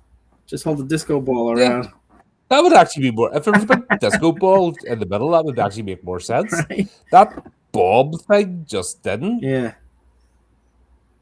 Yep. Yeah. You're telling me the light from that gets up and it travels and it moves along corridors like as if it is an explosion, Yeah. but it's just no. Yeah, true. True. If it's set up like mirrors and stuff, you know, and bzz, bzz, bzz, bzz, bzz, you know, that sort of stuff. Yeah. Even the light chamber, the laser chamber in the first Resident Evil movie was more believable. If it done something like that where it just shot, you know, and used refraction, it did it. But one thing in a case did all that. No, Yeah. I can't suspend disbelief. And Enough why are we all separating into different tunnels? What? Why is Yeah, what's the advantage So we to can that? get picked up. who thought that was a good idea? I know, right? Well, the plot needs to reduce the number of characters, so we'd have a showdown. We don't have to pay him as much either. All right. Whew, Like that was rough. But a squad that doesn't act like a squad. yeah. I don't know. Yeah. So in the tunnel, the Reaper tells Whistler to give this ring to Blade. And then whispers some stuff. We later come to find out what it is. Blade gives. Okay, so Nissa's attacked. Whatever, she's losing strength, and then Blade has another sex scene. Yay! After he murdered his mom, and had his first sexual encounter, now he's gonna have a second one. Yay! Blade has mommy issues. That's all I'll say. But anyways, he gives his blood. Oh, charming, charming. What a giver. And then Blade gets captured as he's giving Nissa the blood, and that's kind of where things start to just kind of wind down, because we have this big climax, and literally. Blade gets captured. They get taken to the vampire elder. I believe his name is Damaskino, something like that. And yeah, he's a weirdo and made all these vampire embryos. And we find out that Jared is, That was a waste of us scene and special effects. yeah, that was waste. Because that did nothing. That did nothing. Except for, when we burst the embryo scene, is like all these embryos go everywhere. I'm like, oh god. A lot of No, but if you think about, like you mentioned, Van Helsing, and when Dracula's creating the army, their children, Yeah. there was at least a sense of dread when they were about to hatch and fly. You know what I mean? If they got released in the world. But these things are doing nothing. So Yeah. why all that setup? And let's be honest, if I had to fight an army of embryos, I'd probably win. Yeah, I'm sorry. I do fancy my chances. I mean, hopefully they're vampire embryos, so people wouldn't be pissed off at me that I committed mass murder. But we've been watching Ash vs. the Evil Dead, so I just had this image of these tiny embryos like kicking ass, and they all had the Ash's face on them, and they're just beating up. But yeah, that was another wasted scene. And if you're looking to cut the movie down, that's you cut that part. He's already given the exposition that he's doing experimentation. So so we don't need to show the embryo. Yeah, it's like, why that we don't give a shit. You already know. You told us that Jared's your experiment, and he's your son, and he's Nissa's brother, and that's all we need. That's all that matters. Everything else doesn't really matter. Would this have been a good point? Like, I think the tunnel scene would have been a good point to Jared and Blade meet. Blade's about to fight him. However, the revelation happens.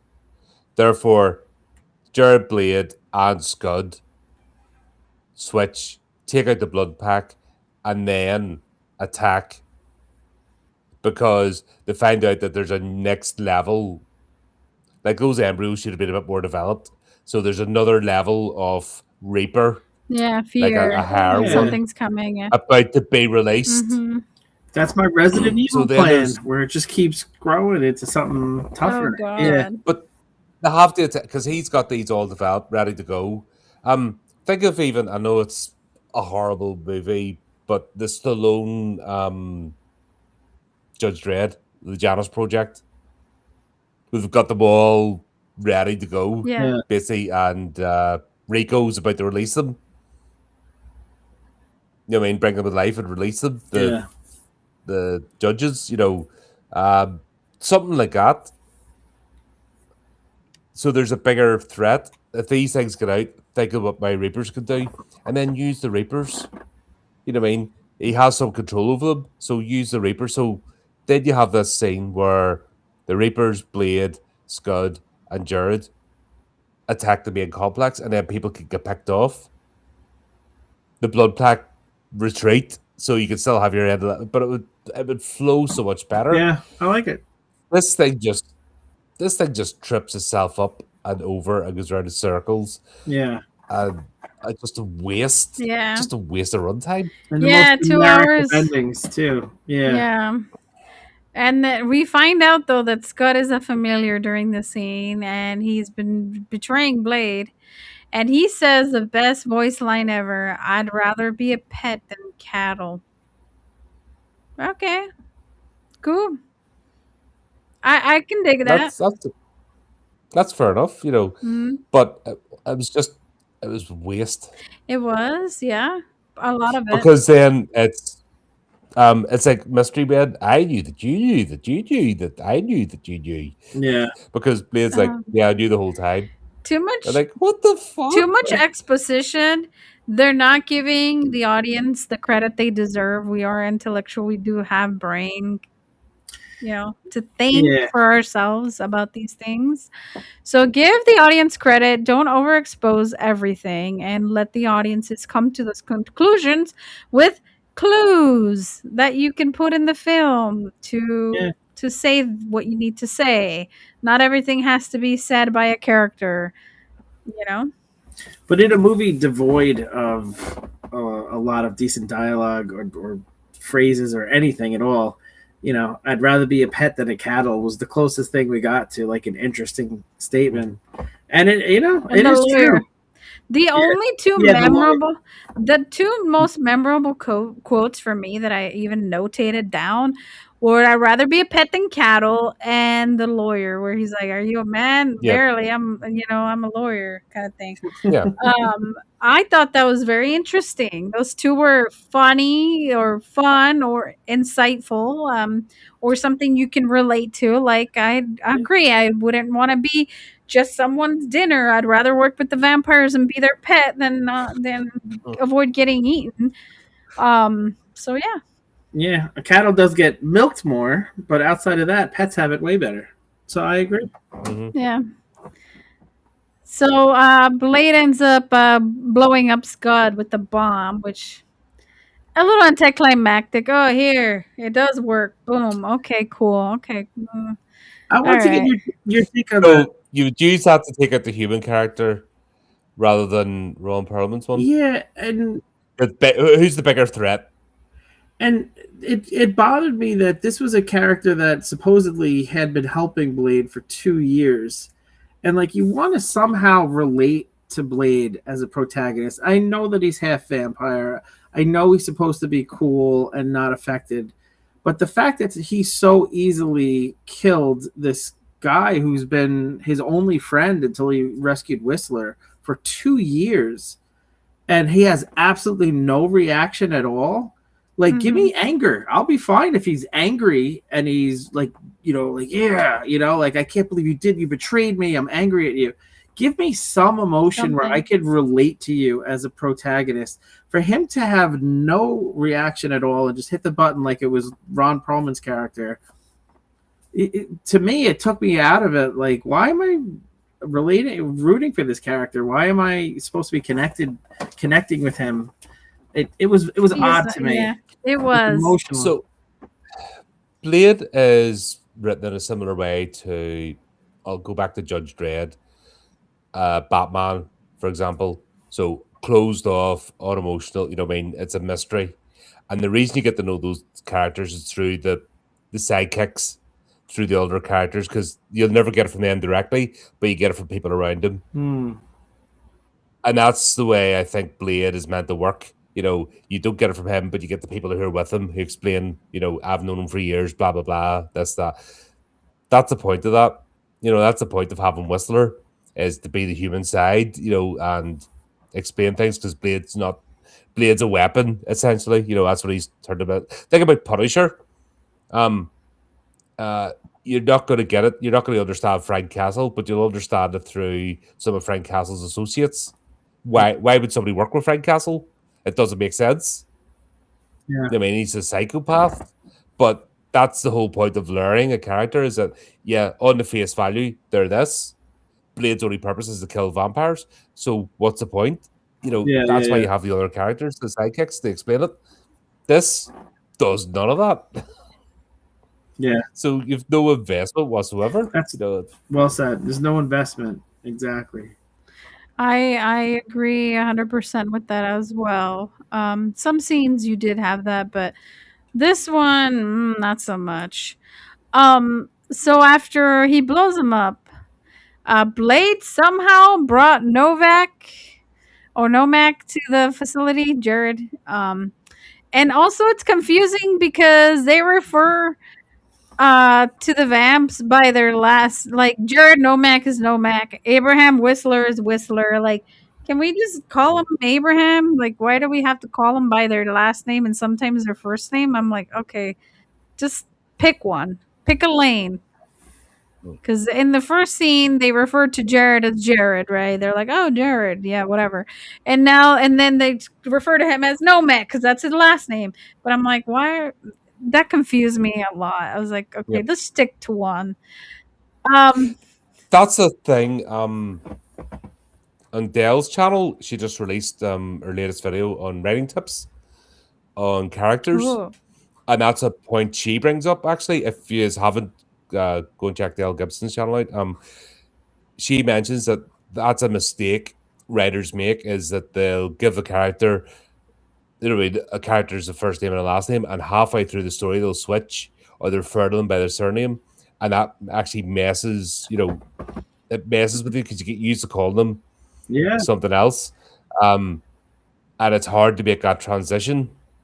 mhm. Anything that takes you out of immersion is a mistake, unless it has some other purpose. But that's a great point. Yeah, switching surnames, name. switching. There was Yeah. let's go back to the Matrix. There's only twice in the movie that Neo is referred to as Mr. Anderson. Mhm. Who does that? The agents that are hunting him down. Agent. Yeah. No, which right, Agent Smith. Yeah, Agent Smith. Yeah. it's the third one, isn't it? Where he's taken over. Fucking hell, not Cypher's. He takes over. Basically, Agent Smith goes into the human body. Oh yeah, of They the character. fused together. Yeah, so Agent Smith's running amok. There's a scene in the ship where he goes, Mr. Anderson, and because of the crap, you know, directing, that should have been the minute Neo twigged on, but it took about, have you not figured it out yet, Mr. Anderson? Like, Neo should have been straight on it, because the only person who's ever referred it to him in this whole thing was Agent Smith, and the fucking drug. Go back to that scene, and they dragged it out. You know the bit where he gets blinded? Mhm. Yeah. Right? Yeah. The minute, I forget the character's God. name, but the minute that character said Mr. Anderson, That should have been a red that flag. should have been instant. You know, that was the whole point of it. But you had Keanu Reeves going, and he had the exposition to explain. I'm like, oh my God, that was supposed to be, if you're a fan of the series, that should have been instantly, you know, everyone Give it should have got away, that. yeah. But they didn't trust the audience, and they beat that scene to death and wasted that moment. Yeah. That's a And good point. this is happening here. Yeah. Yeah, that's true. That's true. I definitely concur with that. So Nomak comes in and just starts eating the fuck out of everybody, and then the elder vampire needs an elevator because he's fucking old. And I'm like, wait, vampires have elevators? Okay, But he rips like he's armored huge doors. He rips apart, yeah, but the elevator door beats him. yeah. And I was thinking, why doesn't he just push the Doesn't stop the thing. open? Why doesn't he just push the Yeah. button and the elevator door will swing open again? No, but he's literally ripping apart. 2 scenes ago, he's literally ripping apart huge armored doors while he's being shot at. But Yeah. yeah, but a fucking elevator door stops him. No. Yeah, that was bad too. Ugh. I wanted to like forget about that, but then I was thinking, just you dummy, go push the button that says open door or call it to your floor and it'll come back. Like, Or do the jumping on top of the elevator thing. yeah, do something. But yeah, they could have done a lot with that scene. But Reinhardt, your favorite, shoots Blade into a blood pit. And the funniest thing about that is everybody sees Blade as, oh, he's the vampire hunter. Blade is still a vampire. You shoot him into a pool of blood. He's the vampire. He's gonna power up because he's now gonna partake in that blood. Yeah, that's like fighting the Hulk, and it's like, I'm going to shoot you with gamma rays. See what happens. Okay, sure, Okay. bud. Yeah, sign me up. I'll That's drink that awesome. blood. And then you saw him when he came out of that blood, like he had like blood dripping and he was Did up powered up. anybody see? Did anybody see the red dye mixed with the water? Yeah. When he's at the top looking down, you actually see them. They're actually pumping the red dye in, and it's mixing. Yes, yes. And you're like, "Oh my god! What? Why did they put? Why had they not got that done? Why Before they are took you the getting shot?" it done as you're fucking filming this? And why did this make this to the Totally. fucking final cut? Yeah, you're right. That was weird. Uh-huh. But now because he's all powered up, he tells Reinhard, "Can you blush?" Because that was their whole big thing that they had, and cuts him in half. I didn't even get that joke. I That didn't get that. It was just some banter they had, but I didn't. that was Because I guess like vampires Yeah, maybe don't blush. Maybe they're pale. So I, I was such a stupid. weird, yeah. it was weird banter. I agree. But then it's like, they blush. Yeah. Okay, cool, Blade. Thanks. Clearly, he Yeah. blushes red now because you sliced them. But okay. The movie Batman and Robin had better quips than this did, and that was the movie that had things like Mr. Freeze and Arnold Schwarzenegger. Chill out. That's how bad that one was, and that was better than this. Mm-hmm, mm-hmm. I still can't forgive Joel Schumacher for that. Yeah. I'm like, you bastard. And the funniest thing is Blade cannot be seen fighting without his shades. So Whistler throws Blade his shades because he definitely needs them, and then goes, "Ah, my Here, shades." kid. Because that's the way someone tried to throw a pair of glasses. That's the way that physics works. Yep. You just catch him with your two thumb and index, and poop, That was pop such them a on. CGI catch. Yeah, that was That was that was horrible. bad. And Yeah. I was like, what the fuck? Why do you need your glasses to fight? Just go kick ass. You've been doing it without your glasses. Why do you need them now? So then Whistler blasts all the fetuses, and I don't know why. That just made me laugh because I'm like, wow, what a waste. Silver bullets as well. Like one grenade would have done it. So Or turned the power off. right, Yeah. just true, yeah, Save your bullets. Yeah. Ammunition. yeah. So then Nomek bites the dad, the main bad guy, and good for him because he's kind of a dick. And then the dad dies asking for the daughter Nissa, but he didn't care about her because in the very beginning they told him, "Oh, your daughter's in danger, right?" And he's like, "I don't care." It's like, okay, he really didn't give a fuck about any of his children. So Yeah. good to see him finally kind of just go away. But definitely that was a weird one. And then after that, Nomek bites Nissa. She just gives in. She's just like, "Let's finish this, brother." And I'm like, Close the circle. Like, "What?" That was confusing. Wouldn't you be like, "Not close the circle? Let me just do whatever the fuck I'm gonna do, and you can figure your shit out on you by yourself." and he had no intention of attacking her, so it was like, Yeah. Yeah, I thought exactly. I thought it was me, and I felt very bad about myself that a plot this simple somehow still went over my head. So I'm glad to hear that you guys also had some confusion. Yeah, I just didn't see why she would want that or would be willing to just be like, "Finish the circle." What circle? What the fuck are you talking about? Yeah, yeah, So Blade arrives, killing Nomak, but by that time Nissa's already been bitten, and Nissa tells Blade she wants to see the sunrise. We know what that means. I did feel like Nissa did have a peaceful ending. I mean, she did burst kind of a lot in the end, but she kind of did have a smile, and Blade a held serene her. bursting into flames, you know. Yeah, Serena, yeah, but she closed her eyes and had a smile, and it was a little peaceful, but with the burst at the end. So kind of, you yeah. know, you know, yeah. What would you do if you had a half hour to live? Would you say I want to see the sunrise, or would you say like let's go get those Krispy Kremes? I got a half hour to kill. Yeah, fuck it. Yeah. Or you can find some other Let things. me eat some Krispy Kremes while the sun rises, and we'll be good. Mhm. That'd be good. And then Blade finds our my favorite character, Rush, the male pattern baldness, and kills him as he was in a brothel or something. Oh, those Uh, girls! I want those girls, right? And that's one of them Pam. creep show things, isn't it? I don't know, but Put the token in and things up and the dance for a bit, and then the token goes down. You have a bit more. I think it did it better in The Crow. yeah.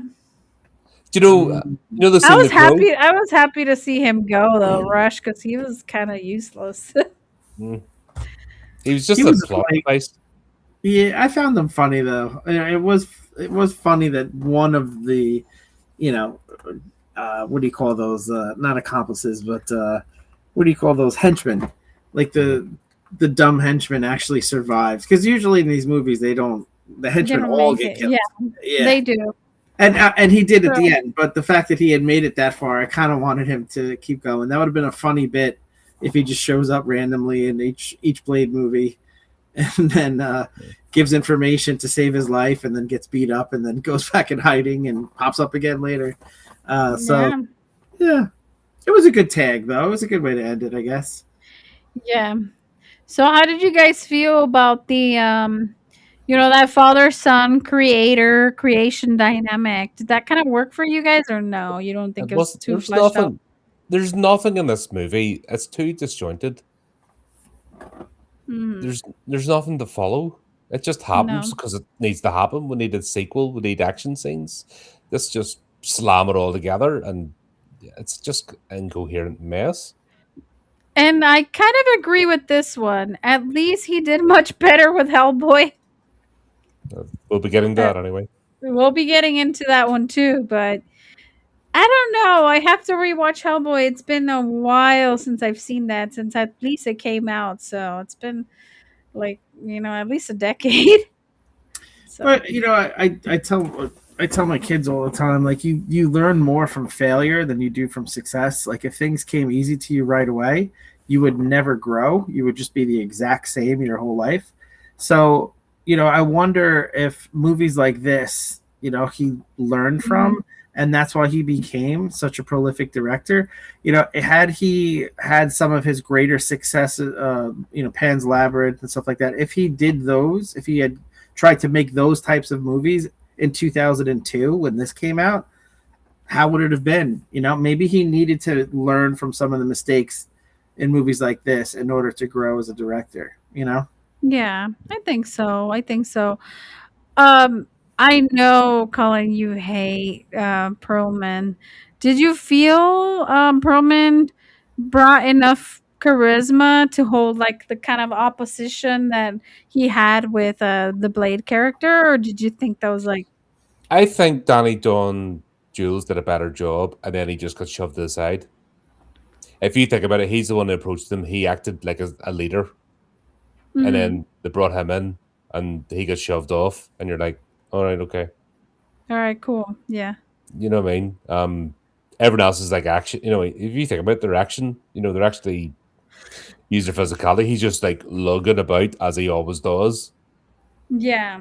and it's True. annoying because you see everybody else actually trying. You're not doing a great job, but they're still trying with what they got. And yeah, he's just a waste. He's just there for the sake of being there and just to be Yeah. a recognizable name. And yeah, it's irritating. So, how do you rate the hand-to-hand combat and wire work here compared to the 1998 Blade original?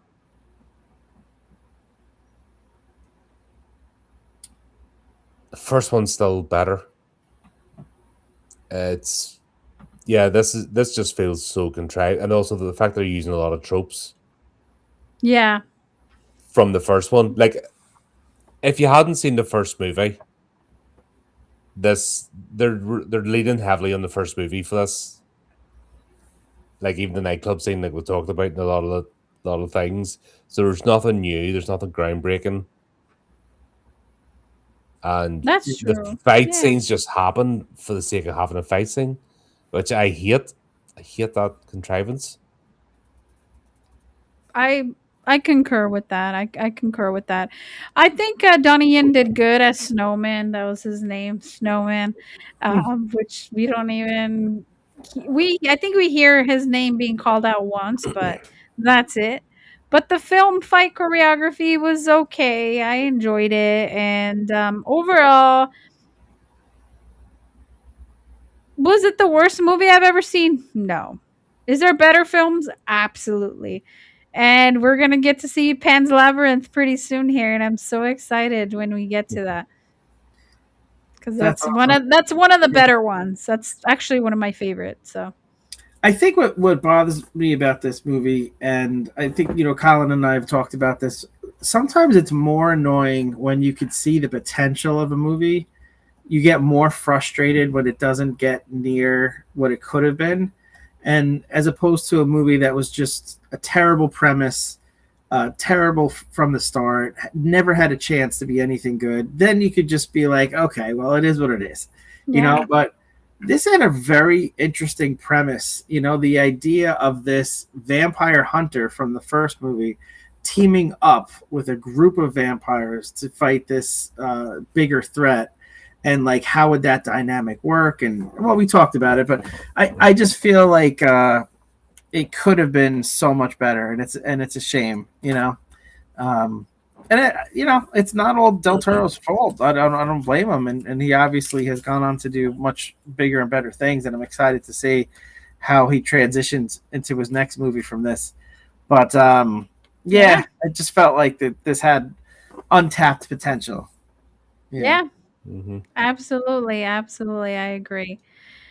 Well, guys, that is the episode, and I want to thank everybody who stuck around and anybody that's rewatching this. Thank you so much for joining us.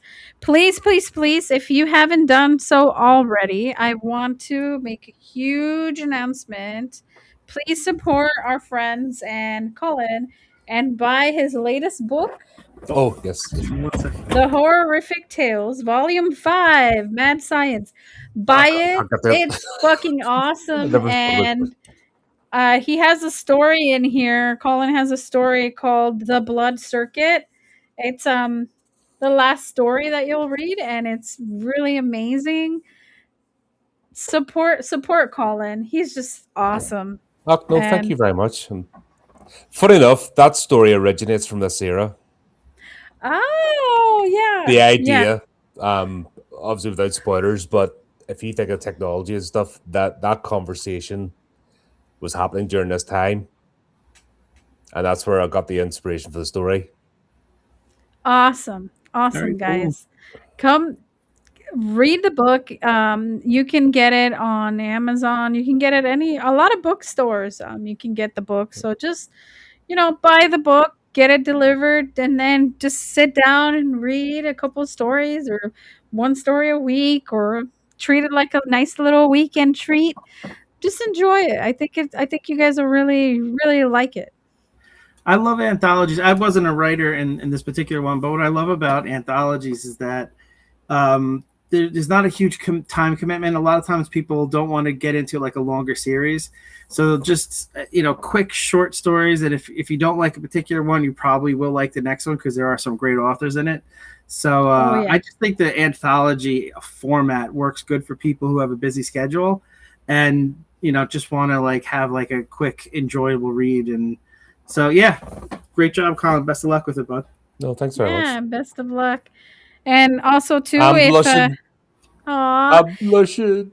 there's also volume 1s through 5 if you're interested. If you love what you read, you can go buy 1 through 4. And I know Chris has a story in one of them. I think it's the 4th one. The fourth one, yes. Yes. Yeah. According to the person I see in the mirror, the fourth one's the best one. Yeah. No, they're all great. Little They're all collection's great. looking all right, isn't it? It's getting there. Yeah, cool. that's a nice collection. That's pretty Guys, cool. buy the books. A good And- a good story is always good, right? And oh yeah, you love Pan's Labyrinth. You know what? I'm gonna be very excited when we get to that. We're getting there. We're getting there, and I'm so excited. I can't wait for Chris to see that because That's he's gonna be he's awesome. a first I've never timer. seen. Yeah, He's a first timer. Wait till you get to the Pale Man. He's one of my favorite villains, and you'll see why. Very charming lad. looking forward to it. Yeah, All right. Well, thank you guys so much. Don't forget, buy the book. Support Colin and all his ventures with the horrific tales. And we will see you guys here again on Sunday. And then I will be on the Horrific podcast reviewing Wolf. Wolf. Thank you. Thank you for dropping by Underground Pictures. Awesome. So see you guys next time. Bye, everybody. Bye. thanks, chat.